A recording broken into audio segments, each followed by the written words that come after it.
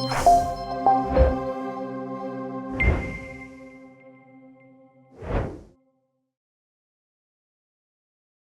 want to thank you so much for being here. Thanks too for Train for Change, of course, for allowing me to be here today for this brief bite on using harm reduction with the ASAM Criteria guidelines. I'm Dee Dee Stout. I am what's called a second generation harm reduction expert, meaning that I wasn't in the first wave of people to come here. About 25 years ago, I reached out to the late Dr. G. Alan Marlatt, who some of you may be familiar with for his work in relapse prevention as well as harm reduction. And actually, that's how I met Alan. I was completing my master's at the time and doing my project in relapse prevention. That's where I started, because I started working in treatment nearly 35 years ago. Hospital-based in those days. And that initial consult and contact led to a continued friendship between Alan and I, who I'm very grateful for, and his mentorship. Harm reduction has also changed over the years. It is not the harm reduction as it started, and we'll talk a little bit about that later today. It's moved from this, basically the set of principles or ideas into instead an actual theoretical practice. There is a framework for treatment, and that was quite a shift. To get started, there are a couple of quotes that I love to start with. And one of them is from Scrooge McDuck. If any of you remember, Scrooge McDuck is the uncle to Donald Duck and to many of the others. I'm trying to think, Huey, Louie, and Dewey, as I recall. And he used to say that you should work smarter, not harder. Well, to me, harm reduction is exactly that. It's working smarter and not harder. And the same thing for my clients. So let's keep that in mind. The second quote is a real quote from a philosopher, Johann Goethe. Sounds very German, which he was. And he said, treat people as if they are what they can be, and you help them to become who they're capable of being.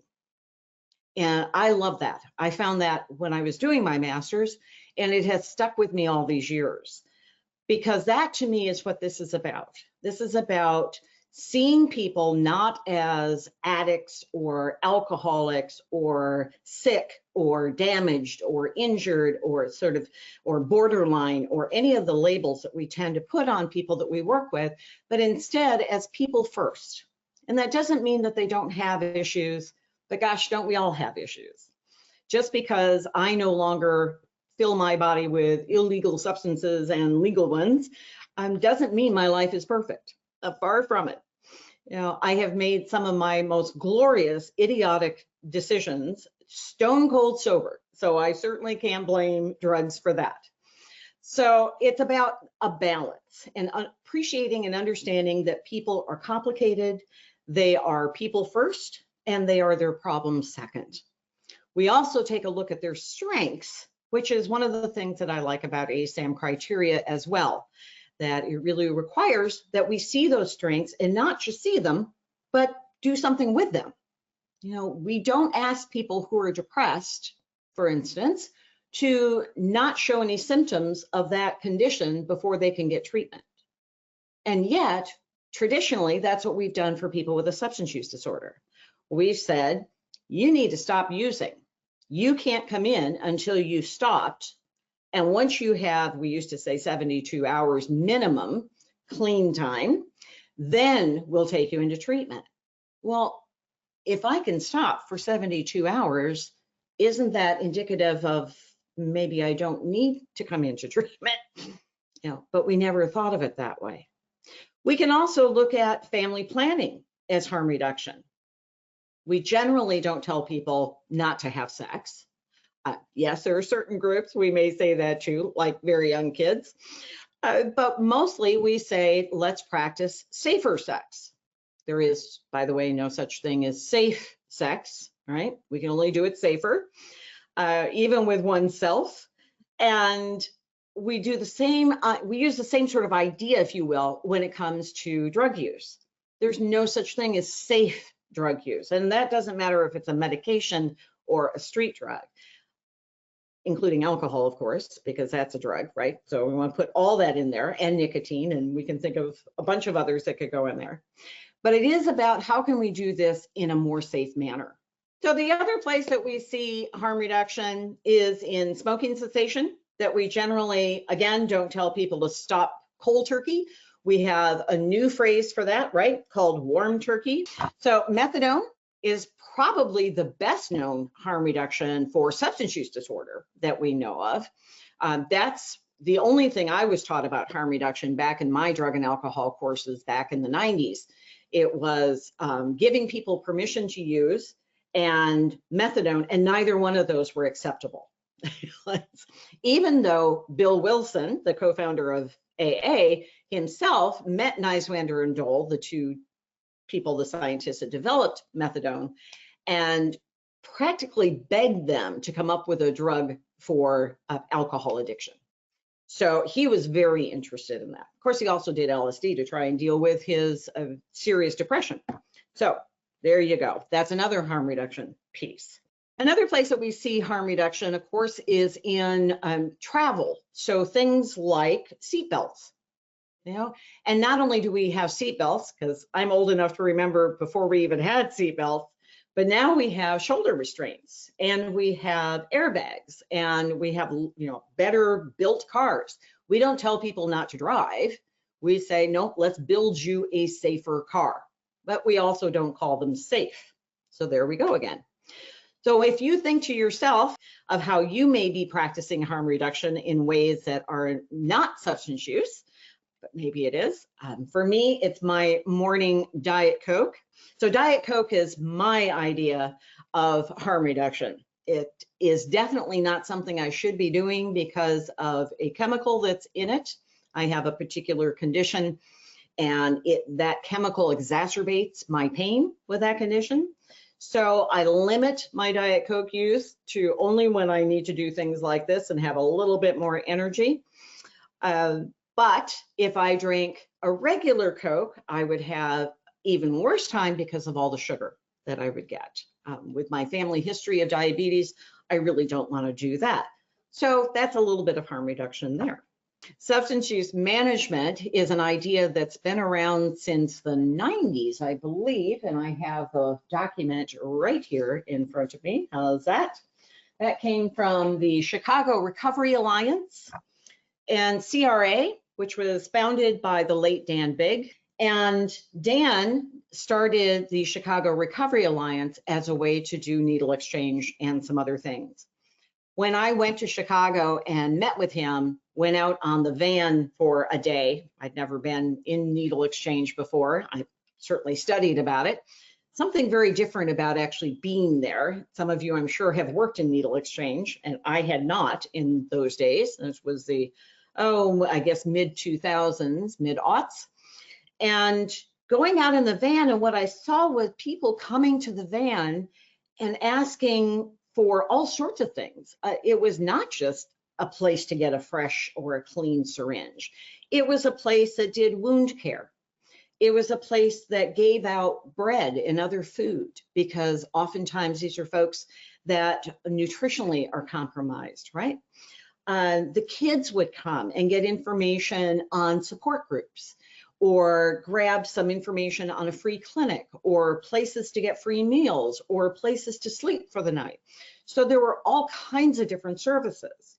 The point was, not only do we want to meet people where they are, but we also wanted to give them with information that could be useful for the rest of their life, and not just, I should say, rest of the areas of their life, in the sense, again, looking at people holistically, that they were more than just the problem, right, quote unquote, coming there. So what it meant was people were getting engaged in services. They were excited when they saw the van come. And again, I had it in my head, because this was the way a lot of us thought, well, needle exchange is just giving those addicts a place to get clean needles, and so where's the motivation to stop if you can get clean syringes all the time? That was a tiny portion of what they did. Oh, they also handed out condoms. They also handed out water. Occasionally they had a nurse, I think once a week, that came onto the van, and so attended to all sorts of different things. It was amazing. What happened is that a lot of the folks that were coming for services around needle exchange or food would also ask about treatment. I didn't think those people were interested in treatment, and they were, right? And again, this was a different time, and I appreciate that. So thanks for letting me reminisce for a moment there. Even in our saying around meeting people where they are, the Harm Reduction Coalition, who's sort of the granddaddy of harm reduction, and you can find them, I believe, under harmreduction.org. And we, as I said, say, meet people where they are. Well, now we say, and don't leave them there. So again, like that needle exchange van, it's not just about one piece. It's about a lot of different services and trying to engage people in services, in healthcare to start. Borrowing from motivational interviewing, their first process is engagement. And that's something that we never stop doing completely, right? Even in the work that you're doing in any form of that with all of you. It's about keeping people engaged, keeping them feeling like this is a safe place. You can come and talk to me about things and I will not judge you for what you're doing. That's really one of the core features of harm reduction and what caused me to come to harm reduction so many years ago. Back to substance use management. So one of the things that Dan was seeing and some researchers also were seeing was that people could manage their substance use. Not everybody, of course not. Just like anything else. There are going to be some people who can manage eating sweets without any problem. My son is one of those. Other people who cannot. As I said, history of diabetes in my family, and starting the breakfast with donuts dipped in coffee, a very Midwest thing to do, which is where I'm from, if you can't tell from my little twanging there. That is just something that we did. So there you go. Substance use management is about helping people to reduce the harm of their use, whether that's in vein care, whether that's in testing your product to see what you have. And of course, today we know that a lot of all street drugs are full of fentanyl. Some people want the fentanyl. Yes, it's gotten to that point. Most people don't. And so when they find that there's a lot of fentanyl in that product, then they may choose not to use it, which is, again, a safety measure, a harm reduction measure. It may be things like the route of administration, right? How are they getting the drug into their body? That can be a piece of harm reduction. So instead of injecting it, perhaps I could be snorting it or drinking it or some other modality such as that. So I think some of the things that we like to keep track of, if you will, in harm reduction is this idea that most people, first of all, most people in the United States do not use drugs. And I'm going to include alcohol in that. It's nearly 40% of Americans. Now, shelter in place has caused alcohol use to go up. I understand that. And we're not looking at the opiate crisis either. So generally, when we look at this, and I want to say this was a study done by the National Institutes of Health, and it goes through NIDA, the National Institute of Drug Abuse. In their pamphlet, Rethinking Drinking, is where this information came. And again, about 40% of people do not use drugs. Could be they're in a traditional recovery, an abstinence recovery like me. It could be that it's for religious purposes. It could be because they're on other medication, so they can't drink. That's a typical one that we know of, right? But could be a variety of different reasons. I was frankly surprised by that. I have to admit, I had no idea that it was that high. So the other thing that we can bear in mind that can be helpful sometimes when thinking about harm reduction principles is that 80% of those people, as you can see here, who binge drink, which by the way is not an alcohol use disorder, all right, meaning 5 or more drinks in a couple of hours, that we can remember that most people are going to mature out of their drug use. When I worked at the hospital, what I saw and this may fit for some of you and maybe not, so again, forgive me. What I saw were people that were really at the end of their rope, right? Because otherwise their insurance would not have covered them coming into a hospital-based, a truly inpatient setting, right? So my vision was skewed because those were the people that I saw. And so therefore I walked away thinking that people who used drugs had problems rather than appreciating, no, that isn't the case. Most people who use drugs do not ever develop a problem with it. And in fact, the statistics are about 85% of people never develop a problem. The other thing that we've learned about drug use is, and this is coming from Lisa Najavitz. Dr. Najavitz is the leading expert in substance use, trauma, and women is where she started. It's now been expanded. And she wrote the curriculum called Seeking Safety, which many of you I'm sure are familiar with. She saw in her studies that up to 99% of women in rehab were reporting that they had been sexually traumatized. That's 1 in 5 women overall and 1 in 70 men. And it may be lower numbers for men just because there's even more stigma to report for men. The other thing that we can talk about just for a minute, and I want you to hold in your head here, is the idea of spontaneous recovery. There really is such a thing, right? Some people literally do wake up one day and something happens and they say, that's it. I'm never doing that again.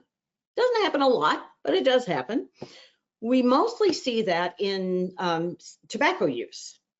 There's many stories of a parent, for instance, who's gone to the store or going to the store to get a pack of cigarettes because they're kind of frantic. They've run out of smokes and they've left their kid at school thinking, oh, they'll be fine in the 5 minutes it's going to take me to run to 7-Eleven, wherever your corner store is, to grab a pack of smokes.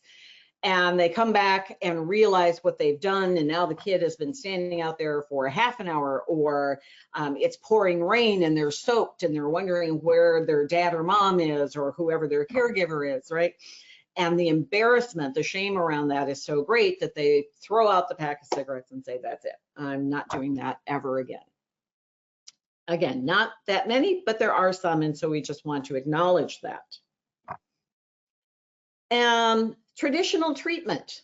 So the old, and we're talking 12-step disease model, is successful about 15 to 35% of the time, meaning that people remain abstinent. So one of the things that the way I was sort of trained again was to think of it as, well, the patient isn't doing what we told them to, so it's their fault. Some of us started to look at that and say, well, maybe it's also our fault, if you will, in the sense of maybe we're not offering something that's a benefit to that person. Don't we also have a responsibility to do some shifting and to provide some treatment that might be more useful or more understanding of that person's position? Maybe they can't leave their job.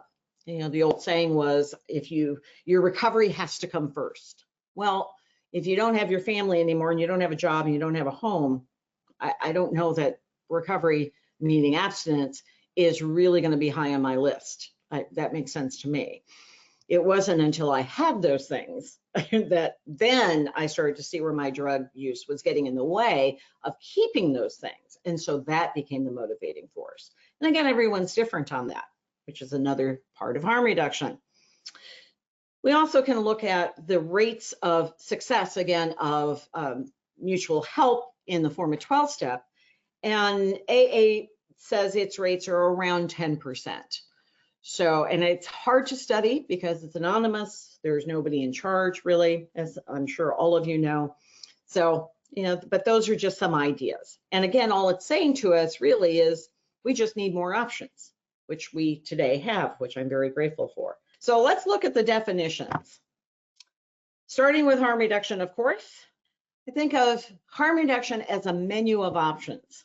Some of you may be familiar with that phrase from motivational interviewing. It's one of Dr. Miller's favorite ones. It has always included abstinence, always. And again, that was something that surprised me. I'm going to assume y'all are smart enough to know that, but I certainly was not, because it wasn't talked about. It seemed that harm reduction, at least in those days, in the early aughts, was more about managing your use, like substance use management. What we know today is no, that's not the case at all. The point is that we want to understand the meaning of that drug, what we call the context of somebody's drug use, right? And understand it does have meaning. It's not, I'm using because I'm an addict. That is not helpful. Even if you believe that, that's not helpful to uncover the reasons that people are using, so then perhaps they can choose to do differently, or they can make a decision to do something else. The other thing that we need to understand is the chemical action and the effects on each person, and really have a great deal of empathy around that. So if we look at, again, Dr. Najavet's work saying 55 to 99% of women, at least showing up for treatment, have trauma in their background, at least one, and one sexual trauma. Maybe the drug use has something to do with that. And so we began to step back, if you will, and look at the whole person again, right? And contextualize this drug use, rather than just seeing it as a piece of this, or even as all of them, they're just that addict and that's why they're doing it. Okay. Harm reduction is also a set of practical strategies. Hopefully that's come across in the few minutes we've been talking. We really, at our core, want to reduce the negative consequences. Now, this is, again, a place where some people get a little sticky around this and say, well, but if there aren't any negative consequences, why would people stop? So one of the things that we've learned in motivation and change theories is that punishment does not help to change drug use. There are some negative consequences that can assist, absolutely. A lot of people will wake up and discover that their boss is saying, you know, one more time you show up like this and that'll be the last time. And they go, okay, it's time to stop that behavior because I really need my job because I kind of like where I'm living. You know, I've got a family now, other responsibilities, whatever is going on. However, there's a fine line of that, and everyone is different. So for some people that might be helpful. For other people, it's just going to be shame inducing. And we know that shame does not help people to change their behavior. So it's complicated, like most things with human beings, right? Harm reduction is also still a movement. And again, there are people that are going to be in that movement who are not going to agree with some of the things that I'm saying today. That's okay. At our heart in harm reduction, we also believe in social justice, and that social justice is built on the idea that we respect that each person is an individual and they have rights, including the right to put illegal substances in their body. That does not mean that we think there should not be any negative consequences associated with that. But we might say not just because they're putting illegal substances in their body. And that's the rest of that conversation is for another day. Harm reduction is also a trauma-informed modality, which is another reason that I came to it, in appreciating that it encompassed more. So it's an all-inclusive idea rather than this narrow idea of abstinence only or 12-step only as the way to recover, meaning become abstinent. We also are looking at the idea that recovery is greater than just abstinence. In fact, if you look at the definition of recovery that's put out by SAMHSA, our Substance Abuse and Mental Health Services Administration, there's not a single mention of drug use. Isn't that interesting? It's all about wellness. It's about moving towards your own personal goals in life. And I think that's something also to remember. You can see the definition that comes from HRC, Harm Reduction Coalition, so I won't go through that. So what are the principles behind harm reduction? And here's some of them. Drug use exists on a continuum, right? So we have no drug use and we have chaotic drug use or severe drug use, to use our new DSM-5 terminology. You can think of it that way. And in between, I think of it more like a pinball machine rather than this nice line that moves. You could think of it as more of a tornado, a funnel cloud, right? We're familiar with that coming from the Midwest and the East Coast. So it can be more in that way, but it is on a continuum. That continuum you can see here from no use to non-problematic to chaotic use. And what we want to focus on in harm reduction is more about the harms that occur rather than the actual drug use itself.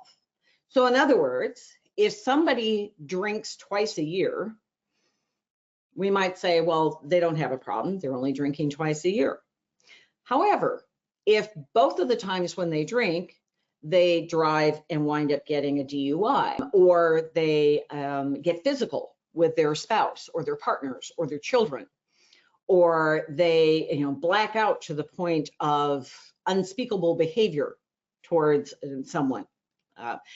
All of those things, I would say, we could look at that and go, okay, this person doesn't drink often, but when they do, there's some severe consequences, and not just to them, but to other people as well. So we want to take a look at that as well. And that also fits in with our criteria. Here are the principles of harm reduction. Basically, it's any action that attempts to reduce the harm of any behavior. So it does not have to be just around drug use. It could be my Diet Coke, right?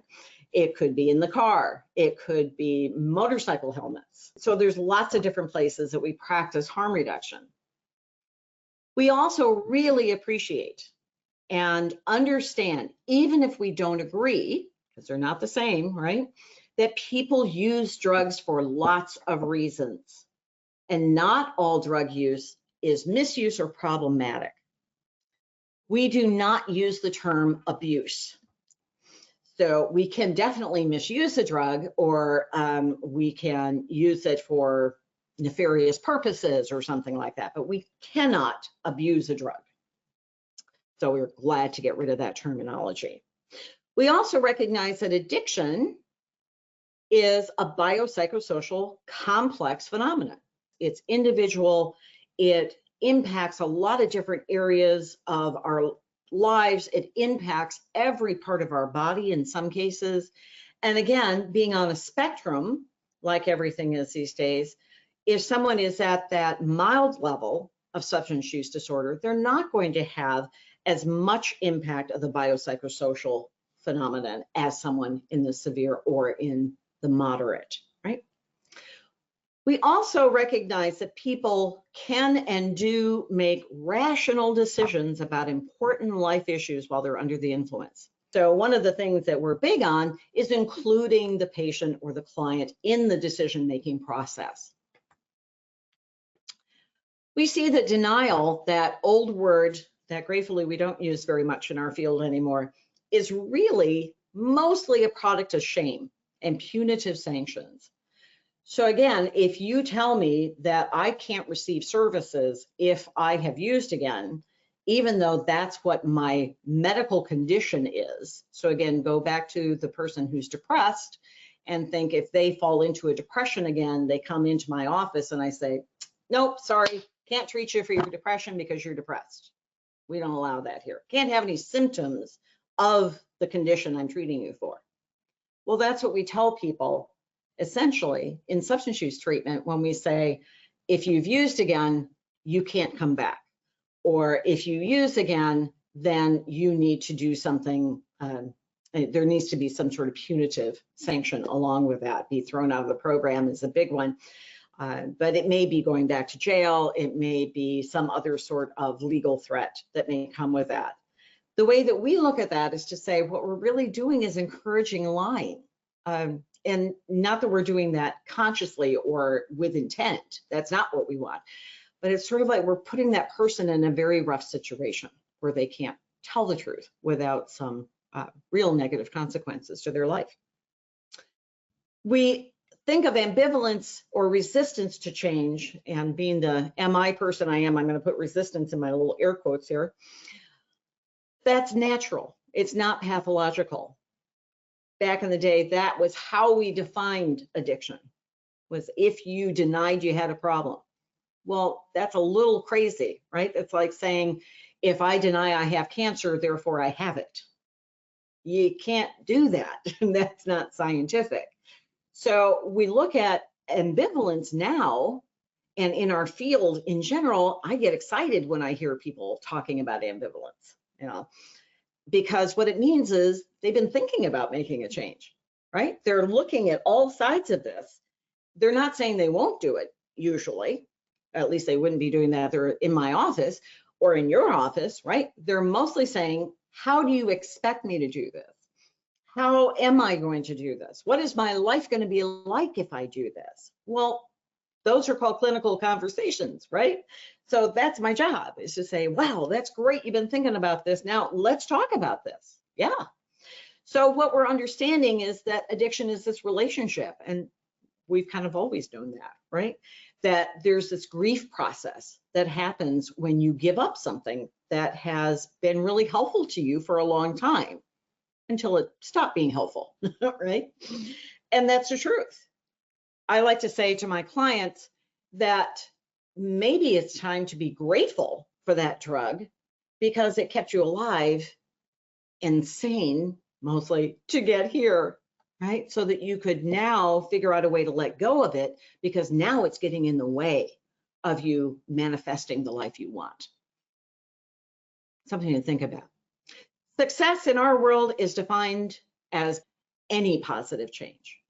And that's where I start with people, is just looking for any positive change. I'm going to add, do a lot of work with family members, the ones who are not drinking and using problematically, to help them to see this is not a step back. This is not a time to freak out. This may be just a step. And if we're looking at baby steps, this is one baby step moving in the direction of either management or abstinence. Frankly, most of my folks choose abstinence after trying to manage, right? And going in that direction, but this is a step that's in that right direction. The last item here, setbacks are the rule and not the exception, right? We all know that. We know that what we've traditionally called relapse, some people are advocating for other words now, and the developers of the stages of change call it lapse or recycle. And that is the rule, not the exception. So most of us did not have a straight line from one treatment, to perfection, complete abstinence for the remainder of your life. That happens on occasion. I'm an example of that. But I'm a rarity. And I always tell people that if they want to know a little bit about my story. And I have really good reasons why it worked out that way. A lot of it was pure luck, and a lot of it was the circumstances. It wasn't me. So looking at some of the other circumstances that people come here. So they come to treatment and maybe they don't have supportive relationships anymore, right? We know connection is a big part of this. We know that having a supportive living environment. So if someone is unhoused, that could be more problematic. Doesn't mean it's impossible to maintain abstinence or change, but it means it could be tougher, right? So all kinds of other things. Other mental illnesses can come into play there, and other just life circumstances that are not supportive. Stages of change. So you can see pre-contemplation, contemplation, prep, action, maintenance. Those are the ones that we usually talk about. We tend to forget in substance use treatment about termination. And of course, that's another controversial piece. Do people ever terminate from this condition called substance use disorder? Well, I would say after nearly 35 years of not putting a substance in my body, yeah, I'm done. That has not been an issue for a very long time. Doesn't cross my mind, but once in a while, and probably wouldn't cross my mind most of the time if I didn't work in the field, frankly. So yeah, I'm done. That doesn't mean that, again, I don't have other areas of my life that I need to pay attention to. In fact, that's quite the point. There are lots of other areas of my life, and I do need to pay attention to those. So let's forward again. Come on. Oh, little devil. The other theory that we look at is drug set setting. And I'm going to hope that all of you or most of you have some familiarity with this from Norm Zinberg, again, 1984, so quite a while ago.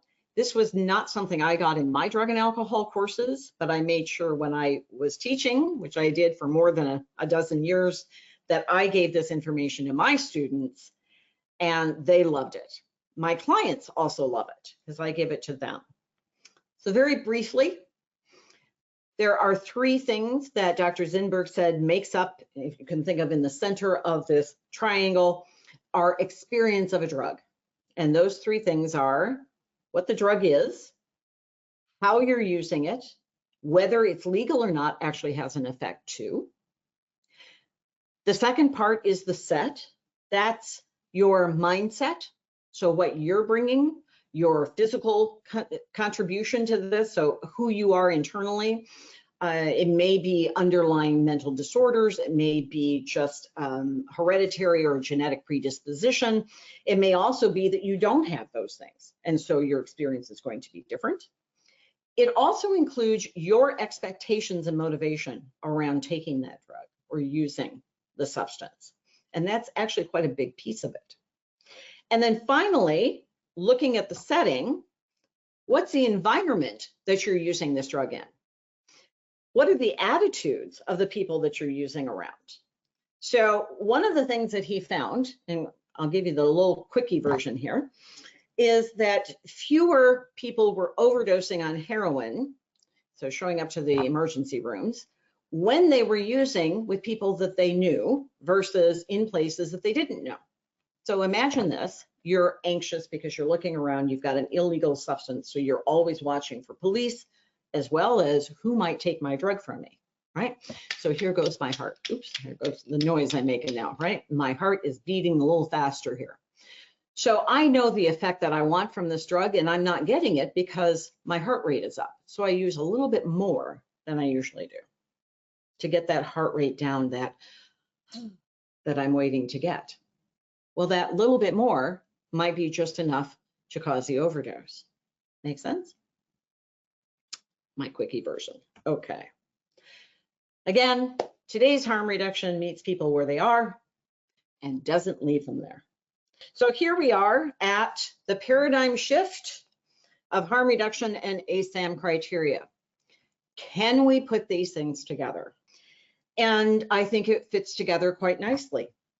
So one of the big ways is in the old school, again, looking at complications driving treatment, right? That we look at just people's problems all the time.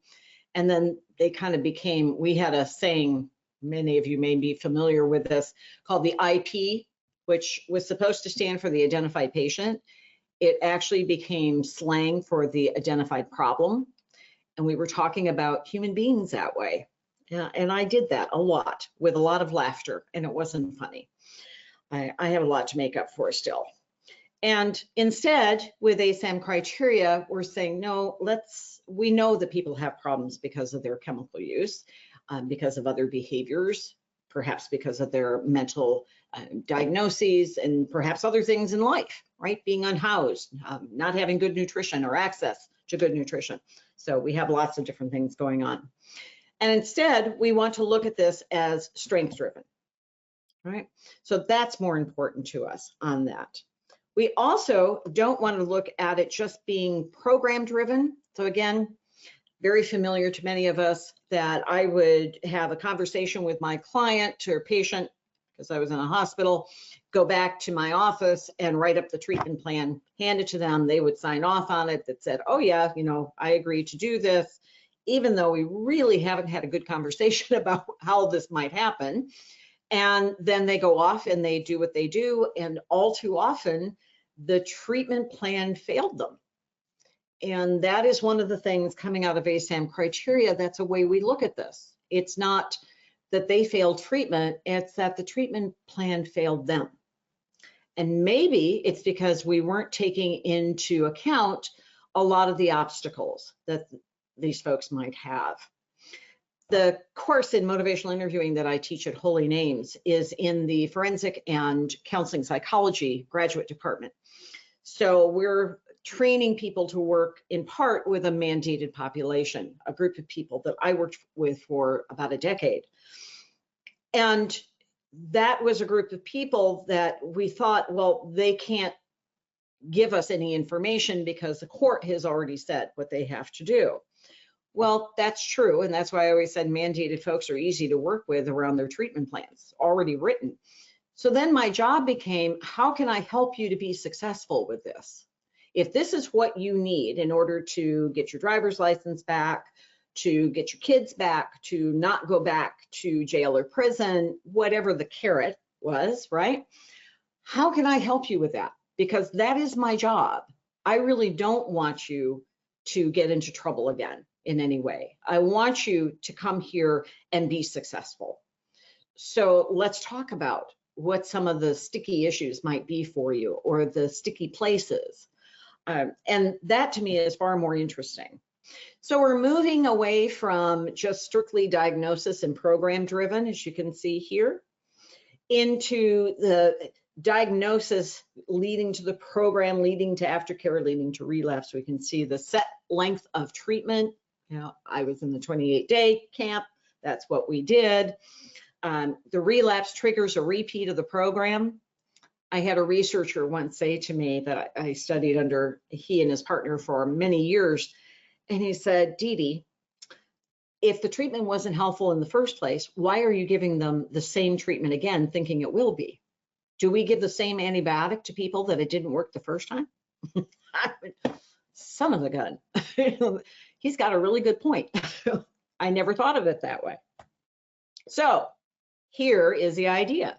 And to us in harm reduction, or at least to me, it fits beautifully, because this is about truly individualized care. It's about clinically driven care. So back to those clinical conversations that can be really complicated, right? And frankly, a lot of people don't want to have them. And I understand and appreciate that. And we need to do it anyway. They're tricky. Yeah. How do I have conversations with people who really don't want to make a change? You know, that they don't want to give up their drug use. They don't want to take psychiatric medications, whatever it is, or all the above. I understand that. And I can say to them, you know, this is your decision to make. Now, you may have to give up your kids, your driver's license, go back to jail, whatever it is. Those are part of the negative consequences. And not but it's still your decision to make. And I'll support you regardless of what that decision is, because that's my job, is to help you to sort through that. First, though, I'd really like to have a conversation, if we could do that, and just make sure that that's really what you want to do.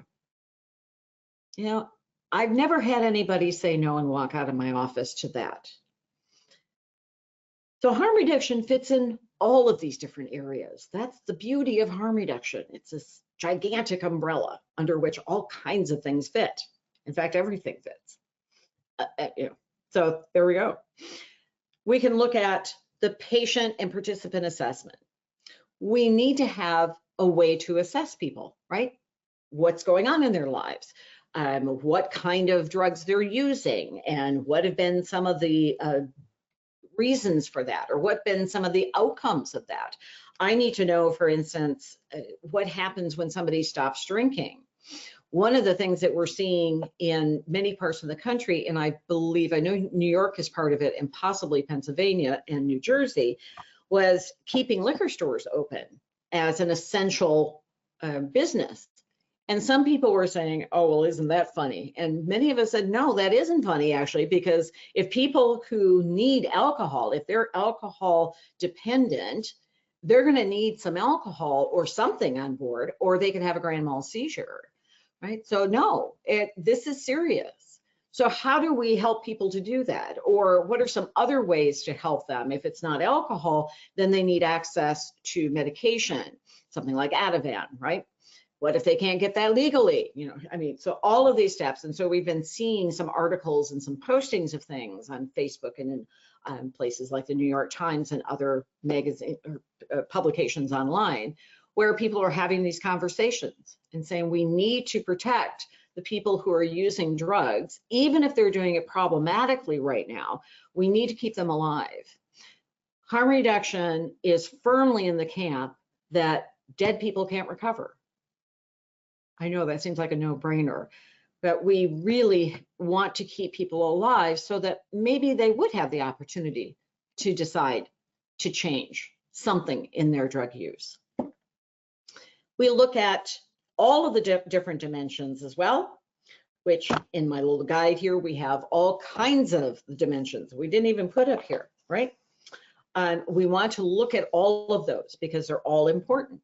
So the assessment portion can take a long time, and frankly, the assessment should be going all the time, right? There's this constant reassessment of how things are going, how that patient or that client is doing.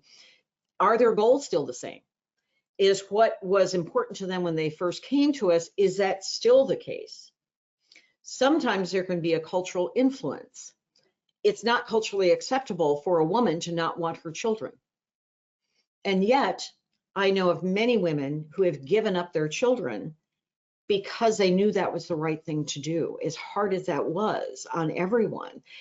But they were working with counselors who all believed that she wanted to keep her children and should want to keep them, that should be her main goal. So we need to respect that people are going to have different goals. So it's just a matter of the severity and the level of functioning that we look for in drug use and in other mental conditions that we want to look at with the ASAM criteria. That is crucial in harm reduction.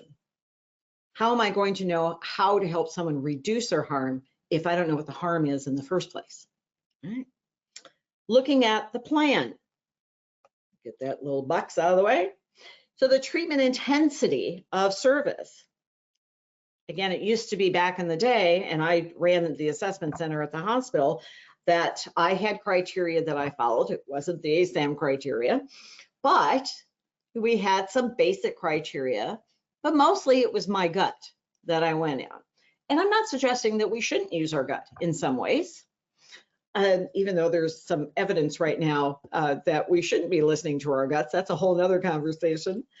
So after a while, though, you begin to see enough people, you begin to see enough problems in living, right? The pills of life, problems in living. And we begin to go, okay, this is probably someone who would do well in this level of care, that level of care. And now we have some ASAM criteria that can help us to make that decision. It still is not our decision to make, right? And that's all harm reduction says. So I've gathered this information. I come to my patient or client and say, here are my recommendations, if it would be okay to share that with you. Here's why I'm making these recommendations based on this criteria, not just some gut feeling that I have, right? It's more than that. And now I'm interested in what you think about this. You know, what would you like to do next? Where do you go from here? Because I can't force anybody into treatment, right? But I can give people this information. And sometimes what I want to do is say, you know, it sounds like this is a conversation that you need to have with your family or your loved ones. Why don't we set another time? I'll get back to you. You can think about it. You can have those conversations, and then we'll see where to go from there. I just want to keep that person engaged. That's a big part of it, right? Looking at the last piece here, the progress, that we are going to be shifting. We're going to be flexible when we see people making progress. If, according to the criteria, things have reduced in their severity, maybe they should no longer be at the higher level of care. Maybe we need to look at a lower level of care as a result of that. And again, bringing the client or the person we're working with and their family, loved ones, anyone else that cares about them into this conversation and see. We like to say that denying folks resources for harm reduction tells them that conformity to our values is more important than their life. Kind of harsh, I know. And yet, that is essentially what we're saying to people when we can't be flexible, because after all, we're the professionals, right? So we need to come up with some better ways, and some more thinking outside of the box can be really helpful. All right, here we are at some FAQs. So how do we become more harm reductionistic? And I'm going to look at it that way, that we can be harm reductions in harm reduction, if that makes any sense. So how does it impact decisions around level of care? These are questions that I get quite often. Yeah, and harm reduction is anything except zero tolerance, meaning if somebody uses again and you throw them out of treatment, not you, the colloquial you, the royal you, gets thrown out of treatment, that's a problem. Because again, they're exhibiting the symptoms of the condition they have, this biopsychosocial medical condition they have, and we're refusing to give them treatment for it. That's unethical. Now, you may not be able to provide the treatment. In other words, your agency, and in fact, it may not be the right fit, right? If they've already done your treatment, it may be more beneficial to that person to seek out some other kind of treatment that you might be able to help them with a warm handshake to get into and do it that way. Other than that, it's likely that whatever we're talking about is going to fit under that big umbrella of harm reduction. So it doesn't really impact level of care conversations. As long as the client or the patient is on board, even if it's reluctant, then we don't have an issue with that at all. What are the differences between designing a harm reduction program in outpatient versus residential? Again, question I get a whole lot of times.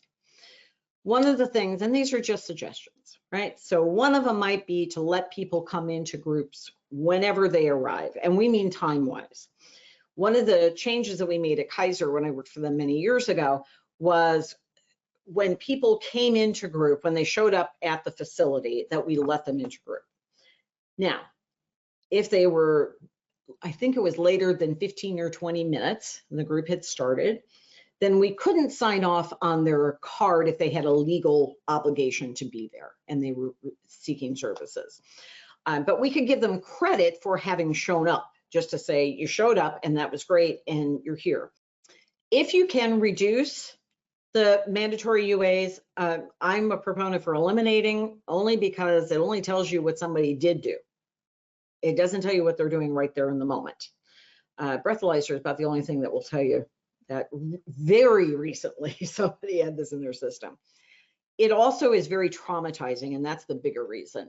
The biggest one is to stop exiting clients who wind up re-engaging in that behavior again. What else can we do? One of the ideas that we had at Kaiser, one of the things we did was we had what was called a relapse treatment track that I developed and ran for them. And so it was a group of people that had wound up re-engaging in that behavior and giving them a treatment track that was different than the one that they had just gone through.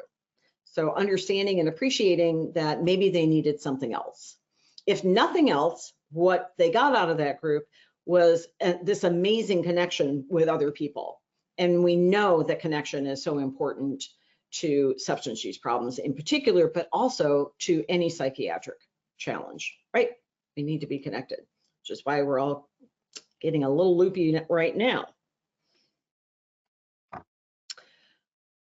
Another question. So how would we facilitate support groups with clients who have differing goals, right? Because the idea apparently is that everybody has the same goal in, let's say, a 12-step group. Well, no, they don't. They may say they do, but they don't. You know, so they have mixed people in there because the only requirement for membership is a desire to stop drinking, right? Does not mean that you are absolutely insistent that that's the goal. So single goals are okay as long as we have options for other people, you know, whether it might be a smart recovery meeting. Smart recovery has always had mixed groups of people. We also have moderation management. People in the mild category, that would be a logical place to start sometimes. So again, looking at level of care, if somebody had cancer surgery, would you, necessarily go in and have the most invasive surgery first? No, we would do a smaller invasion first and work our way up. So it's another way to kind of look at level of care. Facilitators may need to have some added training. You know, there's no question about that. Again, we don't think that people should be doing harm reduction, moderation, some of these other modalities without some specific training and more than a bite of harm reduction in a couple of hours.